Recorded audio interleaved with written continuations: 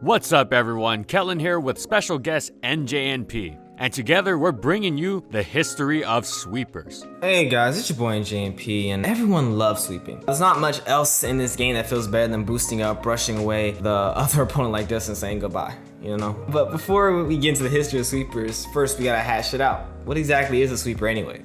While the exact definition is open to some interpretation, a sweeper requires two things. The first is the ability to run through the opponent's team and win the game, knocking out every Pokemon while not being able to be taken down itself. This doesn't just mean one or two Pokemon. A sweeper has to be able to, with proper setup, run through a majority of the opposing team. Speaking of setup, that's the second part, although even that's up for debate. Almost all sweepers require a setup move to boost them to the point they can pull off a sweep. We'll talk about the ones that don't and whether or not they're actually sweepers later. So, when did sweepers start being a thing? Well, to be honest, the first two generations didn't really have sweepers.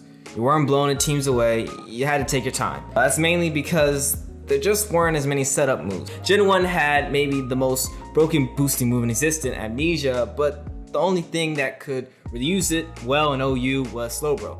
Yeah, Slowbro set up, it could run through some teams, but it was really hard to do that, especially because getting crit by T-Volt and dying was pretty likely to happen at least once. Nothing that used Swords Dance was OU till Gen 2 where Marowak put it to use, but that thing was too slow to ever really sweep. You also got Belly Drum in Gen 2, and Curse, but again, the Pokemon that could use those to really pull off a sweep the way we think of it now were pretty limited. Snorlax, maybe Machamp, or Porygon too? Even then, Gen 2 was a metagame centered on phasing, just because Curselax was that great. So sweeps got cut short quite frequently. Gen 3 is when we saw the advent of two incredible boosting moves of Dragon Dance and Calm Mind, which were spread wide enough that a whole host of Pokemon could use them. So it was Gen 3 when the Broom Closet finally got enough sweepers to be full. First, we'll talk about each boosting move, going into one set in detail. Then we'll move on to general counters and how sweepers actually stacked up as a whole back in Ruby, Sapphire, and Emerald. Alright, take it away, NJNP. The first move we'll talk about is agility. Virtually guaranteed to make you the fastest thing on the block in Gen 3. While Metagross had a whole bunch of sets that made it an amazing Metal Spider, you know, not Spider-Man, but it went crazy. This was the one that was based on knocking down entire teams. Metagross abused its Steel type for free switch-ins on choice normal types like Snorlax, then could set up with 135 attack, 130 defense, which may not seem like much now, but was pretty big at the time. It was guaranteed to hit hard and take some punishment without any investment, so agility gave it the power to speed past everything else and put a meteor-destroying fist in their face. The set had very nice coverage and a final parting gift, and boom! Explosion. Virtually guaranteed to knock off something. Blow it away, simple enough, off the face of the earth. It wasn't a ghost type or predicted the boom move and protect. Aside from Metagross, nothing really had the raw power to use agility though. Now, if you wanted something to boost power, Belly Drum was your pick, specifically Belly Drum Charizard. what set Bellyzard apart was its ability Blaze, meaning the HP loss from its dancing could actually trigger even more destructive power. Combined with Select Berry and a resistance to Mach Punch and Vacuum Wave, an angry low HP Charizard was quite the intimidating threat, able to hit with amazing coverage from both sides of the attacking spectrum. There were a few strategies with Bellyzard to get into pinch HP. Substitute sets aimed to switch in on defensive Pokemon like Skarmory, and then set up subs and Belly Drum to sweep, while a double-edged set sacrificed the ability to use Pokemon as guaranteed setup fodder for the potential to KO bulky water types. Finally, one set aimed to purely switch in on a weaker attacking move and had no reliable way to reach low HP except chip damage, but in return, it had its choice of a third coverage move alongside that reliable Fire Blast and Earthquake. Charizard's penchant for sacrificing half of its health just to set up, of course, made any of these stats risky, as anything that could outspeed it while setting up and chunk it completely crippled it. Rock types in particular, especially Aerodactyl, laughed at Charizard's attempts to set up,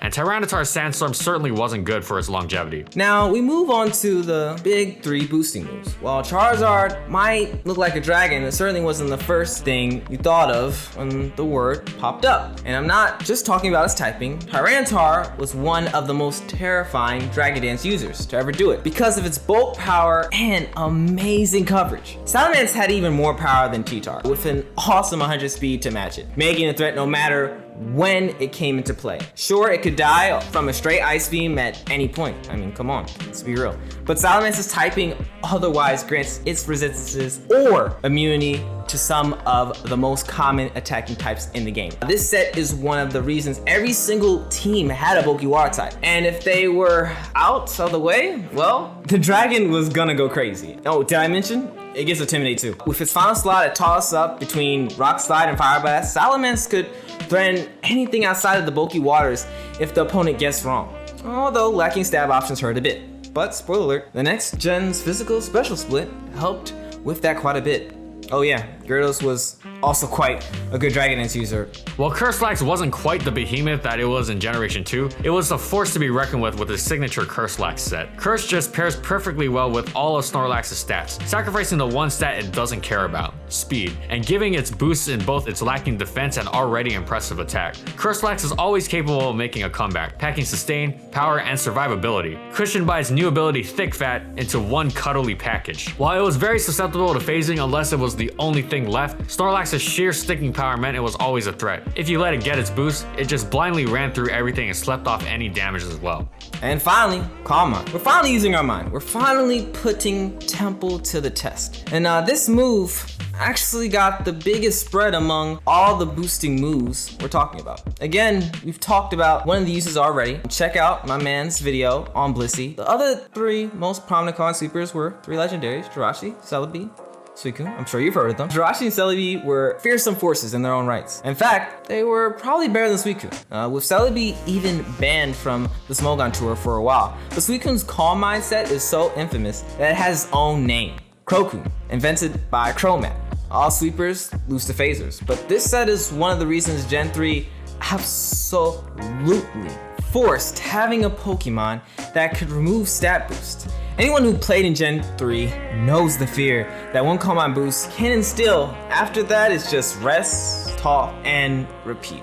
While some sets could run Ice Beam, so Suicune didn't have to set up as much, or Roar for some emergency phasing on Suicune is of its own, it was Sleep Talk that made Suicune frequently such a pain in the ass, endlessly alternating between boosts and surfs that decimated unprepared teams. In fact, its biggest counters other than phasing were the so troublesome Celebi and Jirachi, who could boost alongside it and hit it with super effective attacks. And in Celebi's case, Leech Seed or Parasong to force Suicune out. Actually, all Mind users tend to have hard L's to other Calm Mind users who would beat them normally. And later on, we'll see that manifest in Calm Mind Wars. And that about covers a basic primer on the types of sweepers we first saw. From more offensive archetypes like Dragon Dance and Belly Drum to unstoppable juggernauts like Calm Mind or Curse. The only type we haven't touched on are those without setup moves, specifically Choice Banded Pokemon. The poster child here was Aerodactyl, who could outspeed almost the entire metagame and span Rock Slide. But for some, that's not a sweeper. Aerodactyl relied on the enemy team being weakened already, and played more so as a cleaner. So yeah, with a broom, but maybe more of a janitor. But while Gen 3 introduced sweepers, were they actually that good? Turns out, well, sort of. Gen 3's a lot harder to sweep than later generations, just because the power level wasn't quite as high yet. But keep in mind, we are looking at Gen 3 more than 10 years later, so the metagame is basically figured out. And turns out it's mostly defensive. Put simply, the defensive Pokemon in Gen 3 straight up beat their offensive counterparts. On the physical side of things, Swampert was bulky and strong enough that any Dragon Dance sweeper couldn't 2H KO it, even after a single boost. Factor in Swampert's Earthquake for T-Tar and Ice Beam for Mance, it was just winning the battle straight up every time. One development to facilitate sweepers in the defensive meta was the idea of lures. This is a Pokemon that is supposed to bait out a common counter. Usually a defensive pivot, then smack them right in their face for daring to challenge. Examples include Special T-Tar, who surprises Swampert or Flygon with a Hidden Power Grass or Ice Beam, or Gengar with Explosion, who wipes the smile right off of Blissey's face. I mean, you know, someone's gotta be smiling, because you certainly aren't smiling when you face a Blissey. In a generation without Team Preview, lures were so effective. So where does that leave us? And don't get me wrong, sweepers in Gen 3 were still good, especially against worse players who are more likely to make the crucial mistake you need to rip their team to shreds. But the amount of support they required meant only the most self-sufficient sweepers were truly the pick of the litter. And this is, no surprise, the more defensively focused ones. There's a reason that Curselax and Crokun are infamous to this day. They not only threaten the opposing team, but also could serve as defensive blockades to maintain tempo without all-inning. So Gen 3 was actually the start of the sweepers, but not quite the start of their reign yet. Thank you so much to to NJNP for appearing on this video, as well as Callous for giving us good info on Gen 3 sweepers. And if you like NJNP, you can give him a follow on Twitter or check out his YouTube channel, where he frequently does content on Showdown OU. Alright, thanks so much for watching, guys, and we'll see you next time.